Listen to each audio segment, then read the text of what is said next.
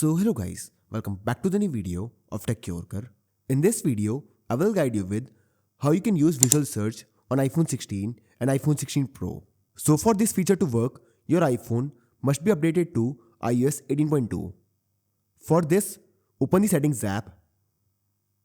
Now tap on General, tap on Software Update. Now install the latest update available. After this, go back to home screen. Now to use visual search, press and hold this camera button. Now place the object in front of the camera and click a photo. After this, tap on search. And this will show you all the similar results. So this is how you can use visual search on iPhone 16 and iPhone 16 Pro.